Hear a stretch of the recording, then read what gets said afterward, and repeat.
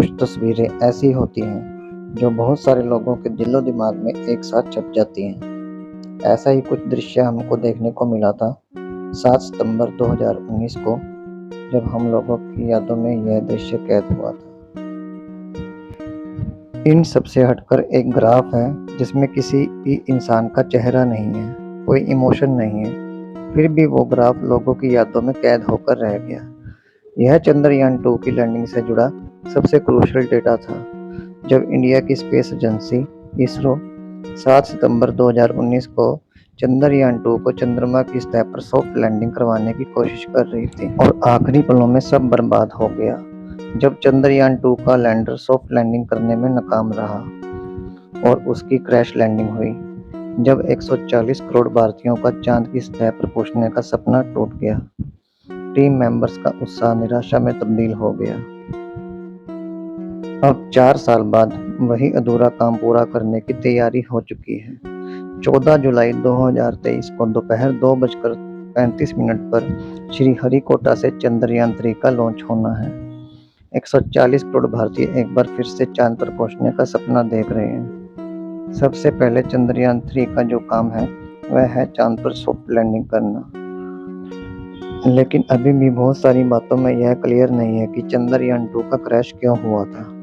चंद्रयान 2 के landing failure के बाद भी कभी किसी रिपोर्ट में यह नहीं बताया गया कि विक्रम यानी कि चंद्रयान 2 का लैंडर, उसमें दिक्कत आई कहाँ थी। इन दिनों में इसरो के चीफ एस सोमनाथ काफ़ी सारे इंटरव्यूज में यह बता रहे हैं कि चंद्रयान 3 में चंद्रयान 2 के मुकाबले क्या क्या बदलाव किए गए हैं ताकि चंद्रयान 3 को चंद्रयान 2 की तरह लैंडिंग करने में दिक्कत ना आए।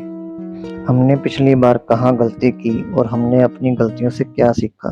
चंद्रयान 2 के लॉन्च को कई फेजेस में अलग अलग चरणों में बांटा गया था। लॉन्च से लेकर चांद के ऑर्बिट में जाने तक का सब अच्छा चल रहा था, लेकिन इसका आखिरी और सबसे जरूरी चरण था जो कि था सॉफ्ट लैंडिंग, यानी चांद की सतह पर स्पेस क्राफ्ट को आराम से लैंड करवाना। लैंडिंग से पहले चंद्रयान 2 बहुत तेज गति से चांद की परिक्रमा कर रहा था। किसी भी स्पेस क्राफ्ट को अंतरिक्ष में टिकाए रखने का सबसे अच्छा तरीका है उसे किसी भी तरह के गुरुत्वाकर्षण या ग्रेविटी में गोल गोल घुमाते रहना। गोल गोल घूमने से यह होता है कि स्पेस क्राफ्ट में एक केंद्रीय बल लगता है और यह केंद्रीय बल ग्रेविटी के बल को बैलेंस करता है। इससे वो स्पेस क्राफ्ट ना तो नीचे गिरता है और ना ही अंतरिक्ष में इधर उधर भटकता है, बैलेंस बना रहता है। 6 सितंबर 2019 की रात चंद्रयान 2 का लैंडर विक्रम चंद्रमा की सतह से करीब 30 किलोमीटर ऊपर लगभग 6000 किलोमीटर प्रति घंटे की रफ्तार से परिक्रमा कर रहा था। उसे सतह पर जाकर लैंड करना था। उसे लैंड करवाने के लिए उसकी स्पीड को धीरे धीरे कम किया गया, लेकिन जैसे ही उसकी स्पीड कम की गई, चंद्रयान पर लगने वाला सेंटर फोर्स भी कम हो गया और चंद्रमा का गुरुत्वाकर्षण उसे तेजी से नीचे की तरफ खींचने लगा और चंद्रयान 2 का क्रैश हो गया बिल्कुल आखिरी चरण में। वैज्ञानिकों की सॉफ्ट लैंडिंग करवाने की सारी कोशिशें नाकामयाब हो गई। इसकी सॉफ्ट लैंडिंग के लिए कोई इंसान काम नहीं कर रहा था, यह सब एक सॉफ्टवेयर के जरिए किया जा रहा था। यह सब इसलिए क्योंकि अगर पृथ्वी से चंद्रयान को कोई कमांड दी भी जाती तो उसे वहां तक पहुंचने में 3 सेकंड का समय लगना था, क्योंकि धरती से चंद्रमा की दूरी लगभग 4 लाख किलोमीटर है और इतनी दूर ट्रांसमिशन की वजह से इसमें 3 सेकंड का लैग आता है। जो लोग ऑनलाइन गेमिंग करते हैं वो नेटवर्क लैग को अच्छी तरह से समझ सकते हैं। इसे आसान शब्दों में कहा जाए तो अगर धरती से चंद्रयान को 2 को कोई कमांड दी भी जाती तो वह उस तक 3 सेकंड बाद पहुंचती, और इतनी ज़्यादा कॉम्प्लिकेटेड लैंडिंग में 3 सेकंड का समय बहुत ज़्यादा होता है। इसीलिए इसकी लैंडिंग का पूरा सिस्टम एक ऑटोमेटिव रोबोट और सॉफ्टवेयर के जरिए किया जा रहा था।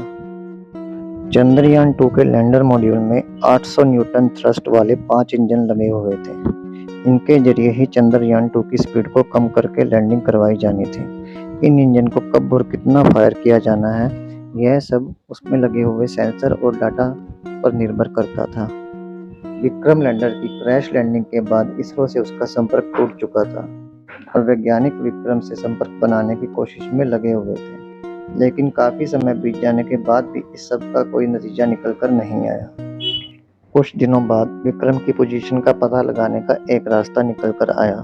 इसका क्रेडिट अमेरिका की स्पेस एजेंसी नासा को और चेन्नई के एक लड़के को जाता है। नासा का एक ऑर्बिटर 2009 से चांद की परिक्रमा कर रहा है। इस ऑर्बिटर का नाम है LRO। इस ऑर्बिटर में काफी हाई रेजोल्यूशन वाले कैमरे और लेंस इत्यादि लगे हुए हैं। यह चांद की सतह की काफी क्लियर पिक्चर्स ले सकता है।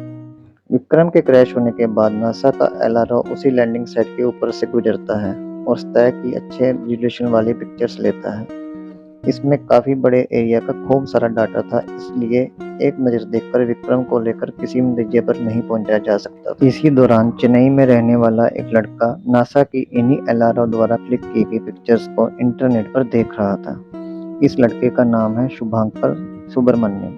सुब्रमण्यम ने विक्रम की लैंडिंग साइट के पास हल्का सा एक इलाका देखा। सुब्रमण्यम ने ट्विटर पर नासा और इसरो को टैग करते हुए फोटो पोस्ट की और पूछा कि क्या यह विक्रम लैंडर है।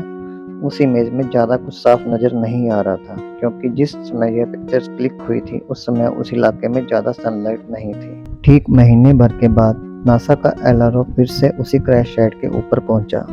इस बार वहां पर ठीक ठाक रोशनी मौजूद थी और पहले से बेहतर पिक्चर्स निकल कर आई।